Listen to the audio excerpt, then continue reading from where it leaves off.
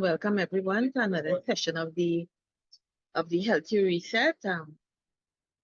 I want to ask you all to invite a friend and to like and subscribe when you go online and you check out what we have, topics that we have online as well. So invite a friend and come on so that we can learn. Remember, the purpose of us being here is to be enlightened, to support each other as we go through this transition, through education, and given our own personal experiences of what we are going through. And some of us have been through it, and like me, are going through it too. So, we are here to learn from each other. So the topic I would like to touch on tonight is postmenopausal bleeding, that is bleeding after menopause, which is, to me, I bounce up this topic or this situation regularly in my practice. A lot of women come in with postmenopausal bleeding, and I would like us to be more educated on the topic because many times we are so afraid when it happens to us. Sometimes we delay and it could cause a situation to become worse. So the best way for us to overcome that is through education. So we are dealing with postmenopausal bleeding. So I'll start off with a definition.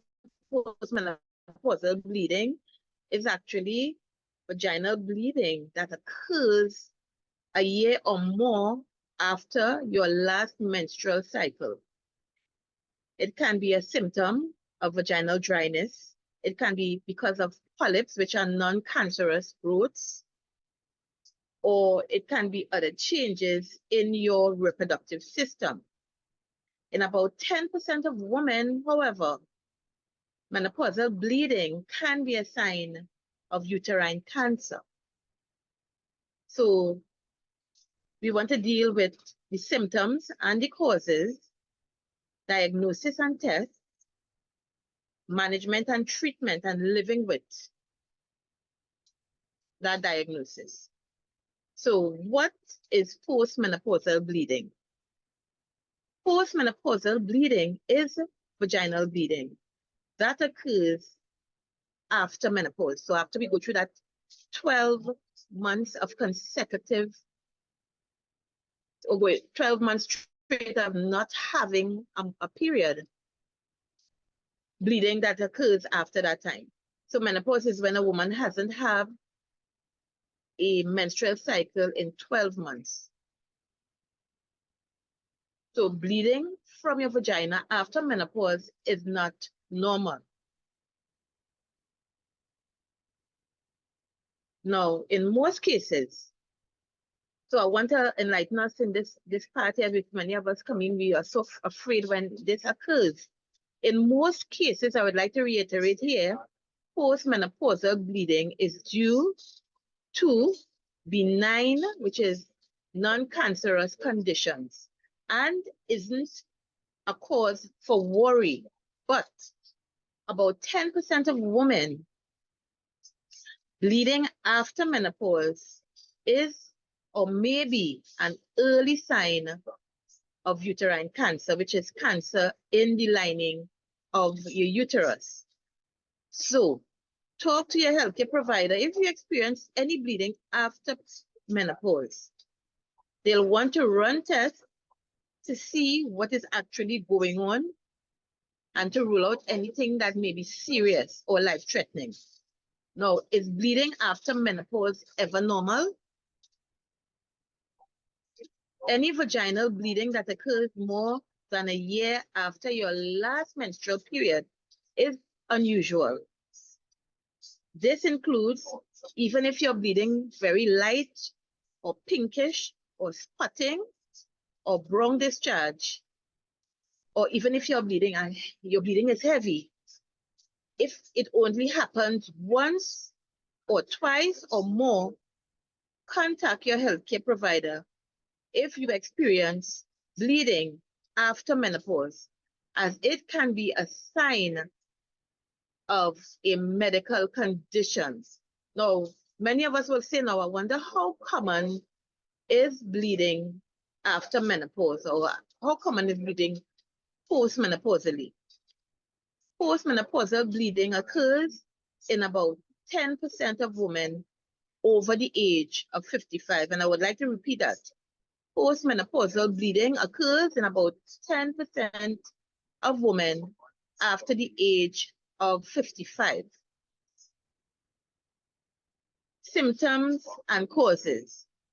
There are symptoms and causes that, things that may cause that occurrence to happen. So what are some of the common causes of postmenopausal bleeding?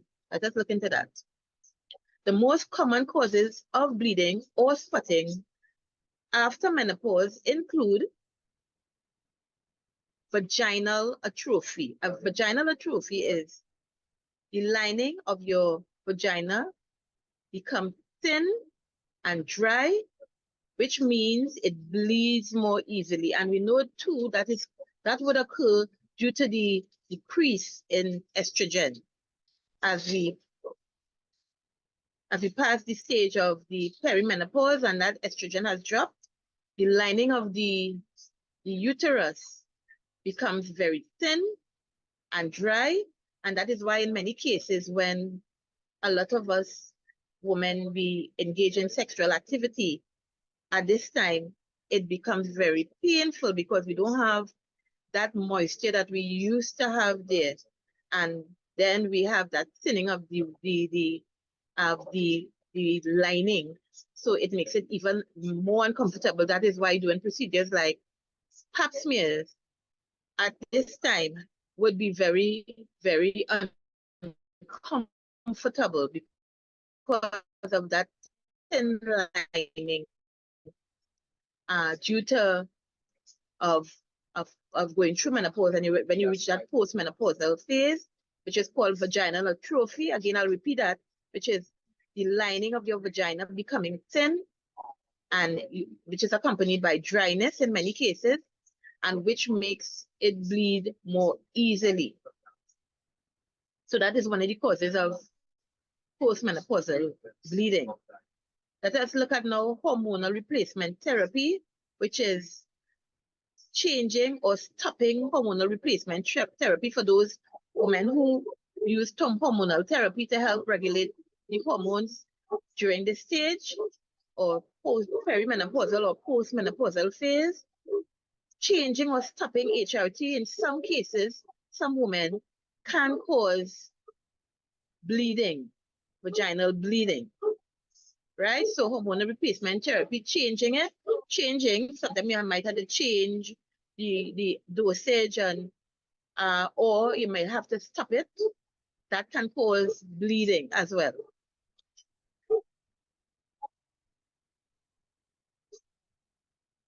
What about another cause that would be concerning to many of us would be uterine cancer.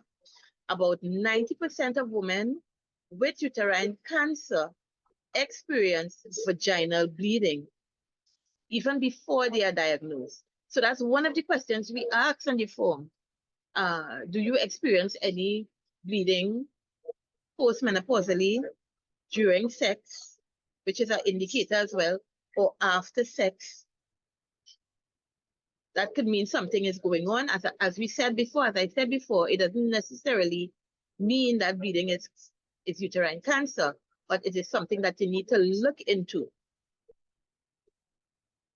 So uterine cancer, about 90% of women with uterine cancer experience vaginal bleeding even before their diagnosis. So if you pick up any of these things, ladies, you pick up bleeding, your period has stopped for a number of years, and you realize that this bleeding has started, but even if it's once or twice it happened, even if it's pinkish, or if it's spotting, or if the bleeding is heavy, please go get that checked out, and you will see the necessary tests that they run to rule out if it's that or that as well. What about endometrial hyperplasia? That is Another cause of bleeding, which is the lining of your uterus gets too thick and may cause abnormal cells. So when it gets too thick, it starts to shed and cause bleeding as well. We call that endometrial hyperplasia.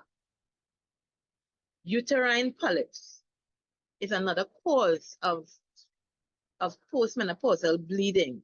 And I've seen that with many women during pap smear. You may get it on the, what we call the endocervical part of your cervix, which is the outer part of the opening of the multi womb, or the polyp may be coming out from inside, which is from the what we call the os, which is the opening of the cervix, or they may be at the side, which is the vaginal walls. But they are benign growths, which is non-cancerous growths in your uterus. So because of that irritation, you may have engaged in intercourse, or probably is irritated in some way, and bleeding may occur. So that's another reason why you may bleed postmenopausally. Other causes can include cervical cancer, which is cancer on your cervix, cervicitis, which is inflammation of your cervix. So you may pick up an infection, and that may cause that bleeding. So cervicitis, which is inflammation, can cause bleeding as well, ladies. So all is not, as I said, everything is not cancer related. Bleeding from nearby organs like your bladder or your rectum as well can come through or pass out, because it may not, because of those structures being so close. Your vagina is there, you have the bladder, which is coming coming from that area as well, and you have your rectum to the back there. So you would have the possibility, you don't know, sometimes you may say, these are the, those orifices are so close together. You may not even be sure which of the area or which of the areas the bleeding is coming from. So that is why we say, if you get any bleeding in that area, go get it checked out. Because it may not be vaginal, it could be bladder infection, it could be an issue with your bladder, other issues with your bladder as well, or something going on with you in the rectal area as well. Also, another cause of symptoms or cause of that type of bleeding, vaginal bleeding, postmenopausally, may be an injury or trauma to your vagina, and that could be a number of ways. Probably, you probably had an injury there for whatever reason. You probably had sex probably a bit too vigorously. A number of things could cause trauma there, and bleeding occurs. Now, a lot of women ask, can physical stress, I'm so stressed out, can that cause me to bleed postmenopausally? I'm stressed, and I realize when I'm stressed, I think it's because of the stress. And the answer to that is no. Physical stress, like strenuous exercise, isn't a cause of bleeding after menopause. So, physical stress is not likely the reason why you are bleeding. Now, is it normal to have a heavy period after menopause? No, it's not normal to have a heavy menstrual period after not having one for more than a year. You should contact your healthcare provider and let them know what you are experiencing. So if any of you here online with me right now, or anybody you know, may be having these kind of symptoms, I will advise you as soon as you could, go get it checked out. It could be a number of reasons. It doesn't necessarily mean, as we call it the big C, it doesn't necessarily mean it's cancer, but it's something that you should check out, because it could be polyps, because I've seen doing pap smears, the speculum goes there. It's very, very, that area there, and it just touches that polyp, and it starts to bleed. Right? So, it could be a number of things. So, go get it checked out. So who is more likely or most likely to have postmenopausal bleeding? anyone can have vaginal bleeding after menopause. Some of the most common causes of postmenopausal bleeding, like uterine cancer and endometrial hyperplasia, have the following risk factors. So, some of the risk factors for uterine cancer and endometrial hyperplasia these are the following risk factors. Smoking of cigarettes, you are a chain smoker, or you smoke sometimes, you are more at risk, and we know the indication for smoking, not just for postmenopausal bleeding and cancer, but for other types of cancers as well. So we know smoking is a high risk factor. What about being overweight? Yes, being overweight as well is a risk factor to postmenopausal bleeding. One of the reasons too, because when you're overweight, you know your body has more inflammation. And most of the time when we have that, it's because of poor eating habits. We are inflamed, our system is not working as it's supposed to. And so we know that a certain age group, we at risk more for certain types of cancers.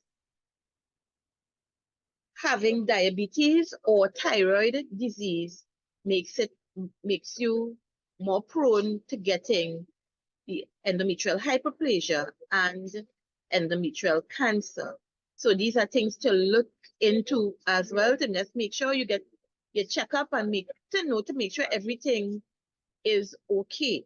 What about having polycystic ovary syndrome, which we call PCOS, is another risk factor, because we know with that too, our hormone levels are going up, down. We have a lot of issues with irregularity of periods. Sometimes you go months without seeing monthlies, or hormones or estrogen levels are all over the place. So polycystic ovarian syndrome is another symptom of that a risk factor that could cause it. Reaching menopause at a later age than the average. So the average age of reaching menopause is 51, right? And if you pass that age and are still going through it, like myself, it makes you more at risk as well to getting the endometrial and hyperplasia. So reaching menopause at a later age than the average makes you more at risk. Now, vaginal bleeding after menopause is harmless most of the time, and I want to repeat that.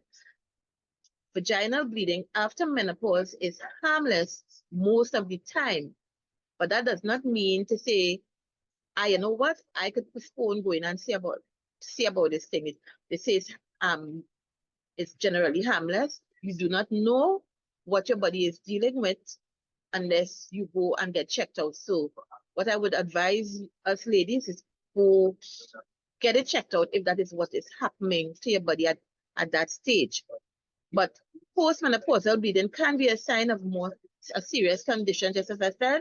It may not be, but in some cases, uterine cancer, cervical cancer could be the cause, or cancer of the ovaries.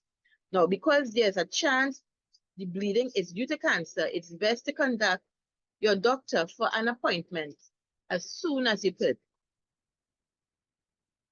Is bleeding after menopause a sign of cancer? Not always. While certain cancers can cause bleeding after menopause, cancer is not the only cause of postmenopausal bleeding. Only your healthcare provider can determine what may be causing you to bleed vaginally postmenopausally. So there are tests I want to enlighten you with that will be done to check you out to make sure you know where the bleeding is coming from. How do healthcare providers determine the cause of postmenopausal bleed? So there may be a number of tests that may be performed, all or some of the following tests here. to determine what causes your bleeding postmenopausally vaginally. We have the pelvic exam. The pelvic exam is to check your vagina and your cervix. So that's the doctor would go in, or the healthcare provider, with a speculum to check your vagina internally to see if there is anything unusual, like just what we spoke about before, the polyp, or to check to see if probably you're particularly dry, and some friction can cause that bleeding. So the vaginal or pelvic exam would be one of the first things that would be done. A pap smear is a very important go-to test. So you would come to places like where I am, you can do a pap smear to check for irregular cells on your cervix that may be early stage of cervical cancer, right? So a pap smear is very important at this time. So if we know that we are delaying to have pap smear done, ladies, please go check it out just to make sure everything is okay. So generally a pap smear is done every 3 years. In some countries, every 3 to 5 years, but in Trinidad and Tobago, and then a lot of other countries, it's done every 3 years. Now, if you probably have a high risk of cancer in your family, or you yourself had cancer of the cervix, it is advised that you do it more often, yearly, to ensure that anything that may be irregular, it's caught early. Another test to check out, to find out what is wrong, is what they do, what is called a transvaginal ultrasound. So that would, you go to get the ultrasound transvaginally, and it will check the structures, see if there's anything unusual there, and that is another check or test that could be done as well. Endometrial biopsy, which is going in with a tube called a pipelle, and that tube goes into the uterus to collect cells by sucking out some of the cells here from your uterine lining. I have had that test done, and I can tell you, ladies, it's not very pleasant.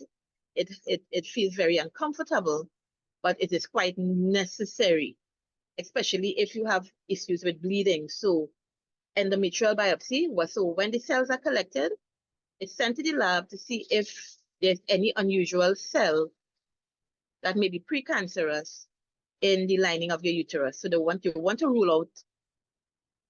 So at this stage, all these tests would do is rule out what may be causing the issue, so that eventually, if it's not the endometrial biopsy comes up negative, the transvaginal ultrasound, they're not finding anything, a normal pap smear, pelvic exam.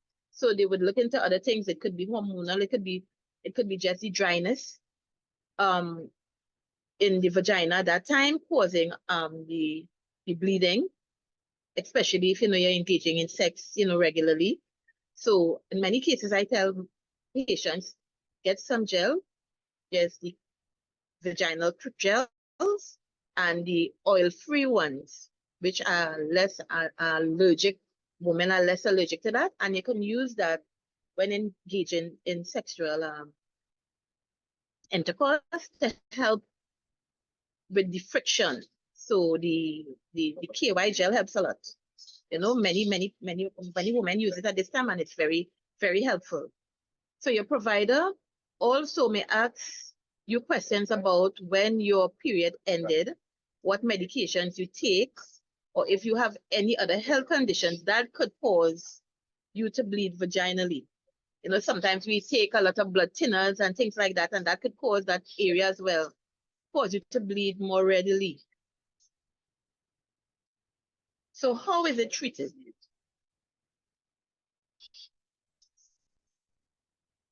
Treatment for postmenopausal bleeding depends on the cause, from medication, and it can lead even in some cases to surgery as some of the most common treatments. So medications include antibiotics to treat, if it's because of infection, you get the antibiotic, you take it and you follow the course. and you finish your course, and in many cases, that's it, the bleeding stops and never comes back.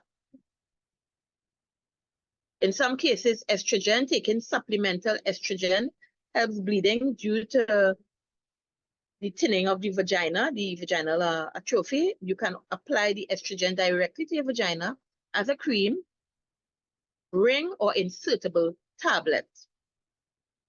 Systemic estrogen therapy may come in as a pill as well.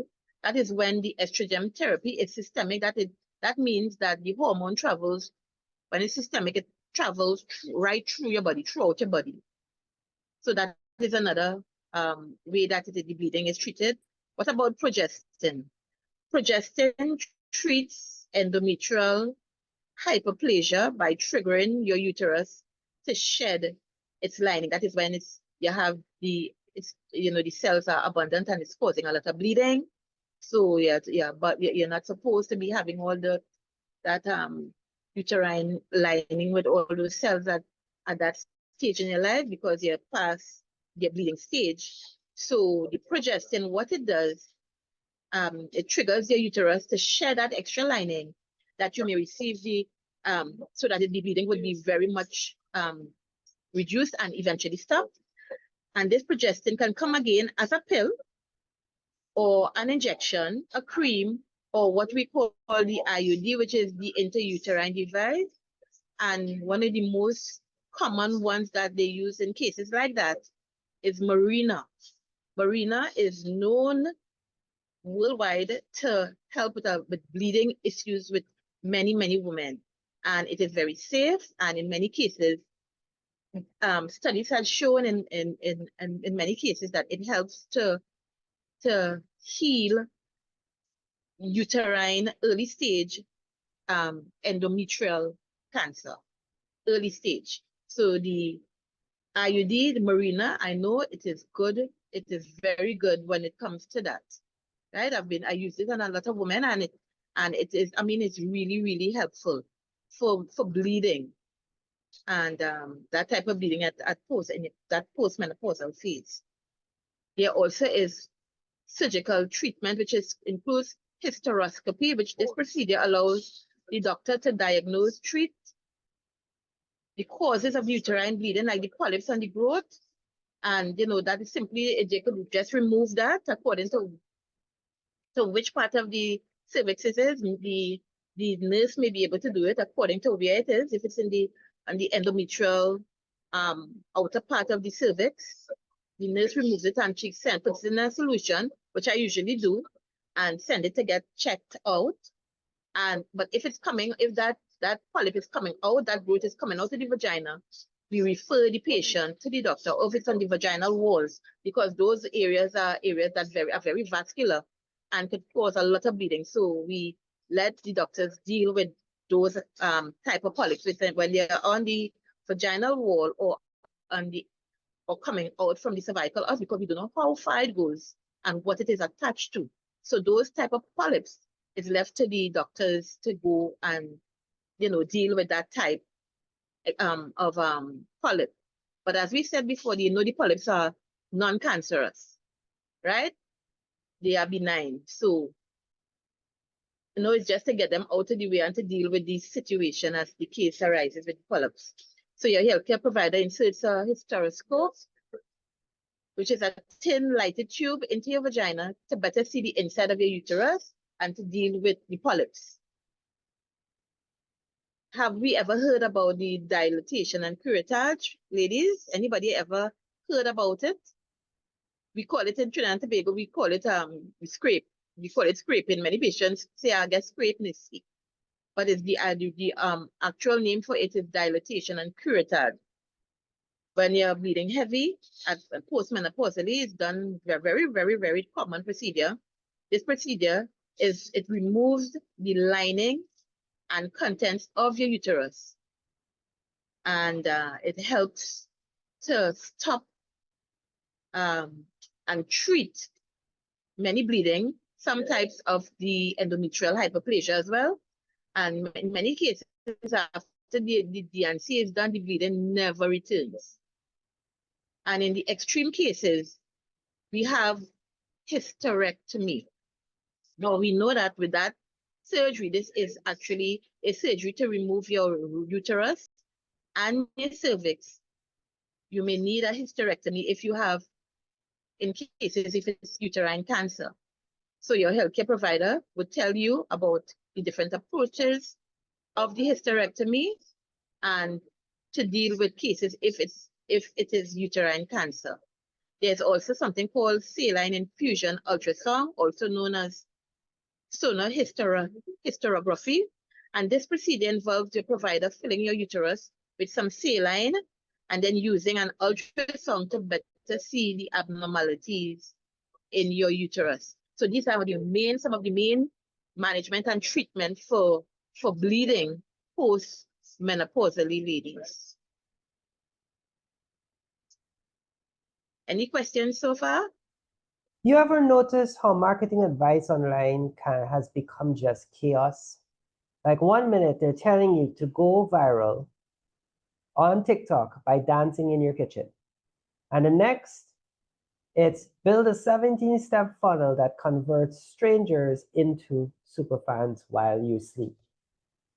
Meanwhile, your target audience still thinks a funnel is something they use to pour oil in their car. So I was talking to this coach recently. She's super smart, does gives her clients amazing results. And she's been doing this for years. And she says to me, I don't need millions of views. I just want the right people to know I exist. And I was like, yes, that's the real game. That's also why I said yes to this virtual event coming up, Magnetic Micro Marketing, happening June 24th. It's not one of those get rich by next Tuesday kind of things. It's real talk for solopreneurs who want real results without selling their souls to the algorithm gods. I'm Dr. Z, producer and director of the YouTube channels The Healthy Reset and Caribbean Sports Gallery. And I'll be speaking at this event, talking about why, especially if you're a coach or course creator over 50 years old, you need to be on YouTube. Not because it's trendy, but because it's where your voice can go live longer than just a story post. And I'm not alone. There are 7 other brilliant speakers dropping gems on how to grow your business with focus, authenticity, and bite-sized strategies that actually work. Hey, and it's free. It's 1 day.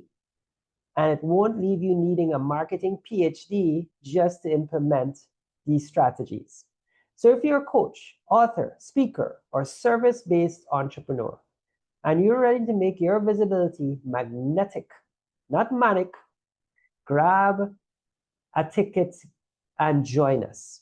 It's online June 24th, 11 a.m. to 5 p.m. Eastern Standard Time. The link is in the show notes or the comments below. Or just search Magnetic Micro Marketing. Or do nothing. And next month, you'll be back on Canva trying to turn 1 blog post into 12 reels again. It's your call.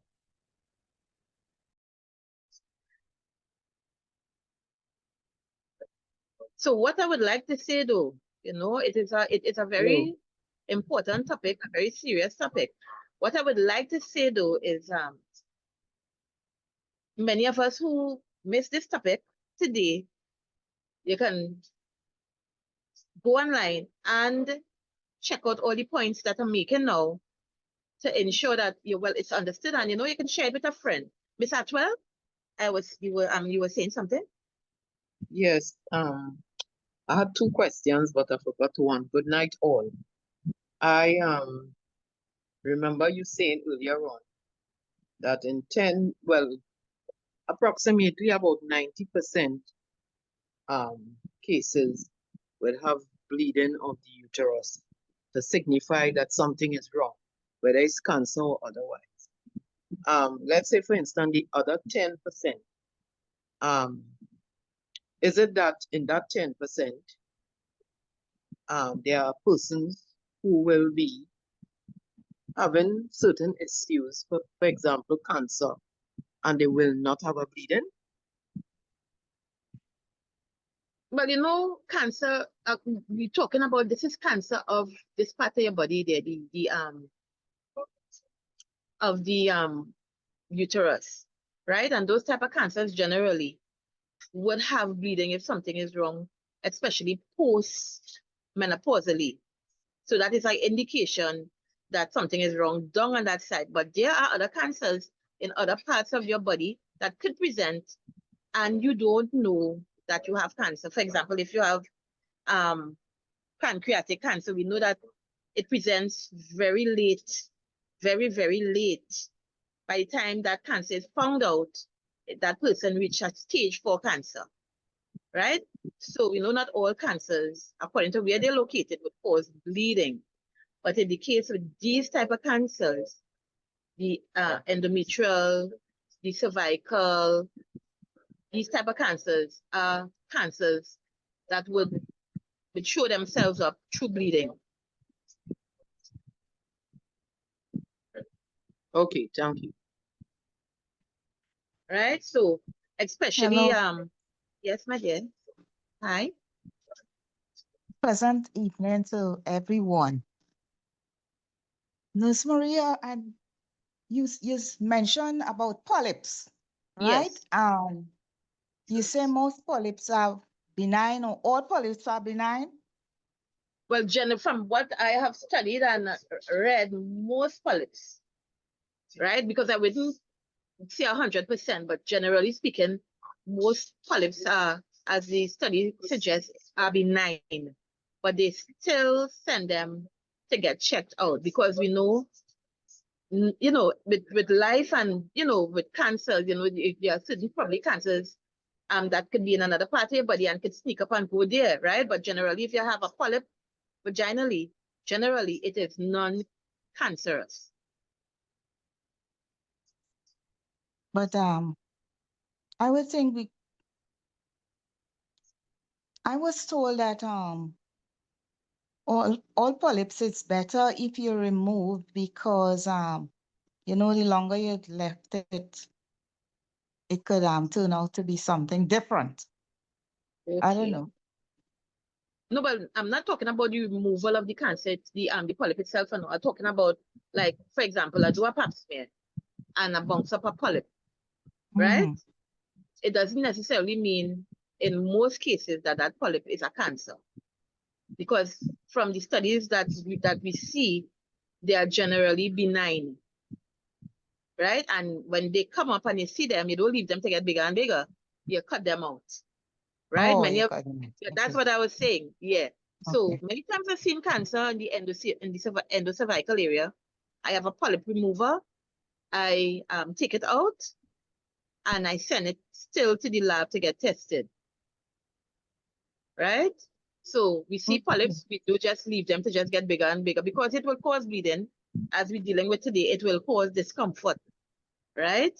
And, you know, so you just take them out and generally get them checked. But, you know, it's just what I want to make it clear, you know, sometimes anything that goes on with us in terms of that area of our body and bleeding occurs post-menopausally, many of us, you know, you know, you're thinking that's the end of the world. It had to be cancer. So this particular topic is giving you a more broader, enlightening you then, enlightening women generally, that not all the bleeding is cancerous, because 10 is just about a 10% of that vaginal bleeding is could be related to cancer, uterine, endometrial, ovarian cancer. So generally 90% of women who go through that issue, generally it's not cancer related. It's the other issues that spoke about before. So I just wanted to Okay. make that part clear. Oh yeah. Well, I came on late, so probably I missed what you said before, Yeah, but no problem. I Right, but I could go over thank you. some of the other topics as well. You're welcome. So it means that you can have your uterus removed and still develop vaginal cancer. Well, I've had a case recently. A patient had vaginal cancer, had hysterectomy, had the uterus removed, and the cancer kept coming back. And she had a vaginectomy, which is they had to remove the whole lining of the vagina, and she just had a very small opening.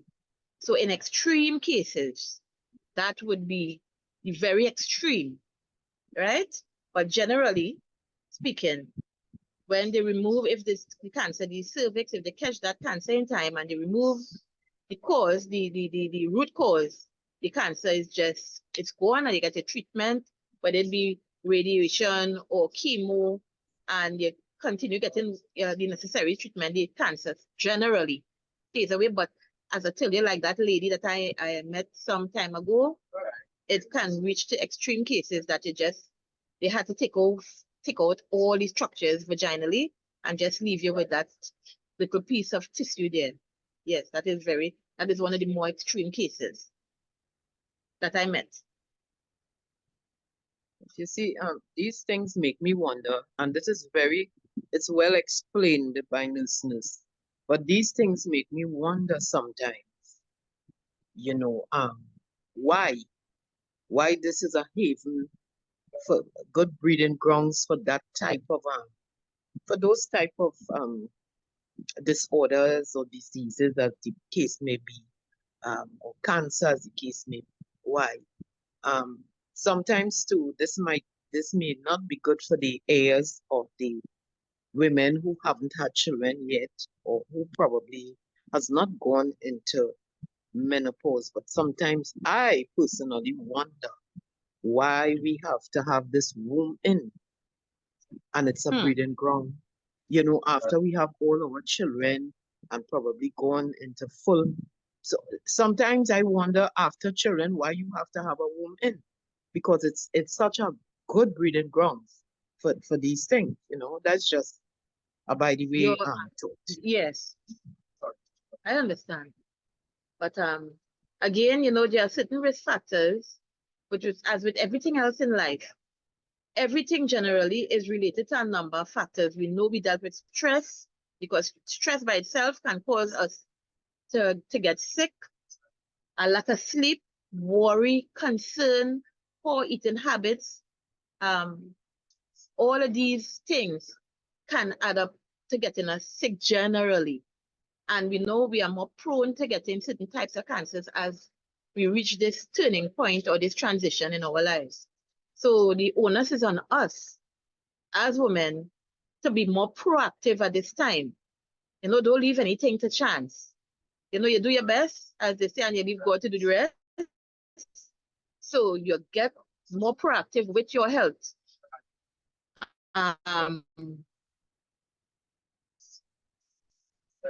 You get more proactive with your health at this time, right? So ladies, it would be nice again if you could come online. I can see your faces. When you ask the questions, that would be very, very helpful for Dr. Khan was just asking if possible, if some of us, when we ask, if you just come online for a while we ask the question and then go back off, right? But yes, so it's a time for us to become proactive with our health and don't take anything for granted. Remember, I always keep saying, we care about everybody else and we leave ourselves for last, generally speaking, as women.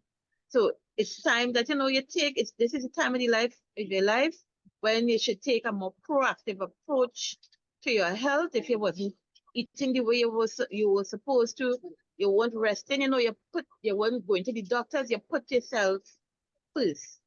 And that is not being selfish, actually, right? It's just expressing what we call self-love. Good And night. I think just a quick one here. I think what Miss Eli was saying, I want to kind of piggyback on that. concerning the polyps, because and not to just set aside a little bit, when we meaning the medical team, sorry, when they are doing any thing on the colon, any procedure, and they see polyps, they remove it also. And I just endorse what you all were saying. I think strongly, and as nurse was saying, if we allow the polyps to mature, probably that's the time that the big C might step in. So it's good to know that you all will remove it when you see it. Well, you would remove it if you Yeah, it would discover be removed. that Yes, and polyps. we also give referrals as well. So that is why I was saying too, when we see polyps in certain parts of your vagina, if it's on the vaginal wall, or if that polyp is coming out of the cervical os, which is the opening of your uterus, we as the sexual health nurses, we won't interfere with those. We give referrals for those because of the blood supply that is attached to those areas, and that could cause a lot of extra bleeding, right? And so it's high risk for more bleeding. So we let the doctors most likely do it surgically and check the polyp out then. But what I'm saying as well, ladies, some women, they don't know what is going on, and the only way they know what is going on is if they have a vaginal check, right? They have a pap smear done, and that is the time when ultrasound, that is the time, a transvaginal ultrasound, that is the time when a lot of things are picked up, right? So the onus is on us to go get ourselves checked out on a more regular basis, especially as we reach this age group. Don't take anything for chance.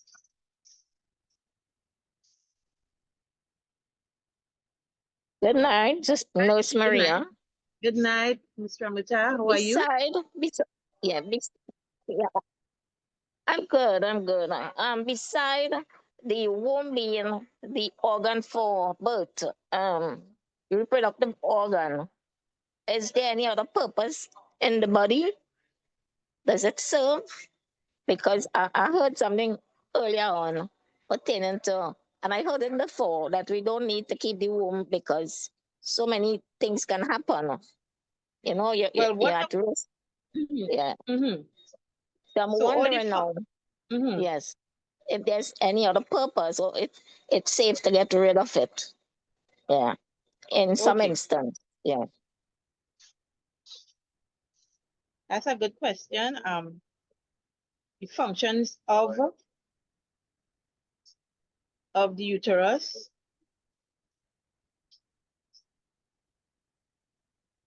is actually is not just for yes, I don't think it's just for making babies alone. But we can live without it. Right? Okay. So the three main jobs of functions of the uterus is pregnancy, which we all know your uterus stretches to grow the baby during pregnancy. Fertility, your uterus is where a fertilized egg implants during conception and where your baby grows. Menstrual cycle, your uterine lining is where your blood and tissues come from during the cycle, right? We know that. It has a number of functions. So beside fertilization, pregnancy, childbirth, generally functions of the uterus, is generally it could be, there's a number of functions as are going online to double check everything to make sure, right? Egg production, it does a lot of stuff. Releasing eggs, fertilization occurs there, pregnancy, growth of the baby, childbirth. So I think everything is in our body is put there for a reason, right? And beside all the high risk because of menopause, it is there to, to keep certain, the body at a certain, it's how, for example, for ladies who have done a hysterectomy, they get that feeling of hollowness because a part of their body that the body has grown accustomed to is removed. So there, I could look into the side effects of the removal of the uterus. Right? Side effects. Thank you, Miss. Thank you very of much. removing. Yeah. Nurse, if I should interject a little bit, Mm-hmm. if I should interject a little bit, Please do. God gave us a body that was, wonderfully made. And biblically, we should not remove any part of our bodies. But if it is causing a problem, I understand that you could do that, because it is threatening your life also. But to just remove a part of your body because, you think that you already made children and all of that, I don't subscribe to that kind of thing. That's just my take on it. And I agree. I personally agree. That is my take on it as well. I agree. Because we know with everything there are side effects, right?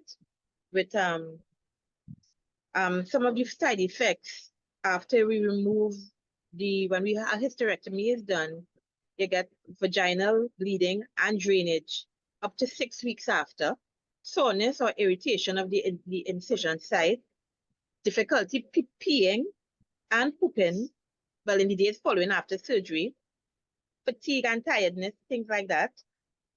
Now, these are some of the things that may happen after a hysterectomy. And that feeling of that hollowness, as Nurse Eli said as well, it's just, taking it out for taking it out sake, because there may be the possibility of cancer. It's like, some women, I've known some women to remove their boobs because they have high risk cancer, breast cancer in the family, right? So it comes similarly to that. So, before I come and I get breast cancer, let me remove the breast. Some women can go extreme as that. Now, if you are totally well, you're healthy, your body is fine, you have no issues, you may have probably that postmenopausal bleeding, not cancer related. Why interfere? That is just my personal opinion. That's me, right? So even though, as Ms. Ramota was asking, you're not making any baby, you had no babies, or you had babies, and it's a possibility for you to get cancer. I think, and personally, I would say leave well enough alone. You're healthy, you're strong, your body is working good. You probably might have one or two issues, not cancerous, So it's like jumping the gun, as they say. You're going ahead to do something and nothing is really wrong with the uterus postmenopausally. I don't see the reason why you could just say, I'm going to take it out just in case I may get cancer of the cervix or cancer of the ovaries, or get rid of these things, So I tend to agree with Miss Eli on that point. Any other question, ladies? Or any comments? I want to find out if this is a myth or if it is true. If you can answer it, or if anybody else has a contribution to give towards it. Is it that if you don't ever bear a child, your risk of having cancer is higher than the lady who would have had a child or children? Myth or no myth? That is not a myth. That actually the risk of getting like endometrial cancer, as far as I know, is higher. Certain type of cancers are higher because of the years that the estrogen was just continually going and going like that. You wasn't having a break. You didn't have a pregnancy and things like that. So you're at risk for certain type of cancers. Endometrial, from what I remember, is one of those. Or even having a baby later in life puts you at risk for certain type of cancers, endometrial as well. So yes. So when you put everything together, thanks, nurse, it seems as though if you still have if you are still having a menstrual period, and let's say the menstrual period ideally is supposed to not pass 7 days, because it has been said that after 7 days it's no longer a period, it's a and listeners, I want you to help me, a hemorrhage, right? So is it that if you find yourself, having a period, don't know that this is the time of my period, having constant bleeding during the month, probably with 2 days break, and then you start back again, that's a clear-cut sign for you to check yourself. Help me there, please, listeners. All right. So again, I would say that what you're talking about, you have to define whether if that woman is in her reproductive years, or she is postmenopausal, or going through menopause. So you need to define for me, because if she's a woman in her reproductive years, it could be a number of reasons why she is bleeding like that. It could be a hormonal imbalance.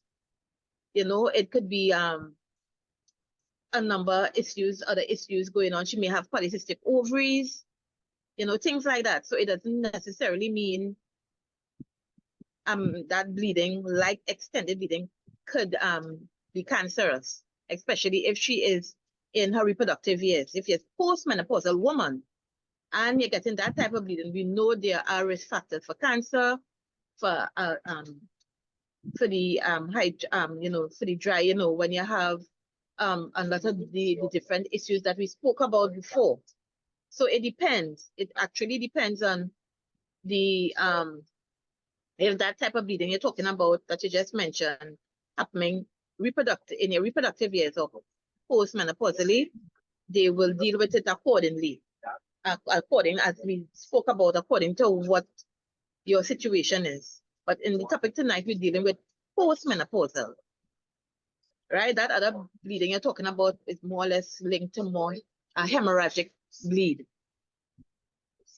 Okay, thanks.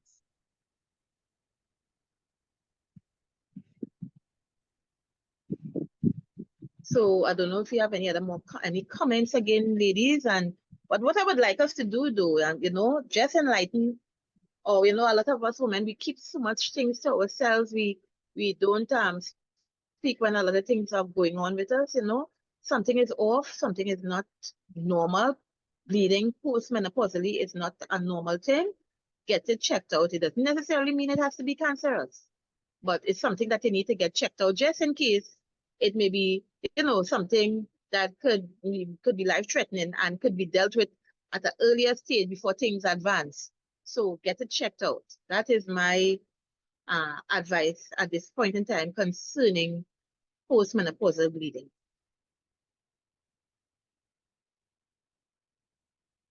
Right? So I know it was a very timely topic. It's a kind of a topic that a lot of us, wouldn't like to hear about, but it's something that I have to bring to the table because this is one of the things that a lot of women postmenopausally have to deal with. Right? So, anything like that is happening to our bodies, deal with it as it occurs. Don't wait until, it's happening months upon months and, a lot of things could be going negatively in your body and you may not know. Right, ladies?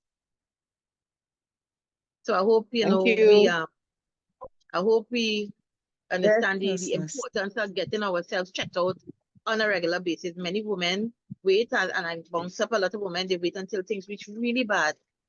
And, the bleeding is extreme, or you might, you have issues at extreme, and by the time you come to have the pap smear done, never had one done before, and, it may be, the results may not be one that is positive.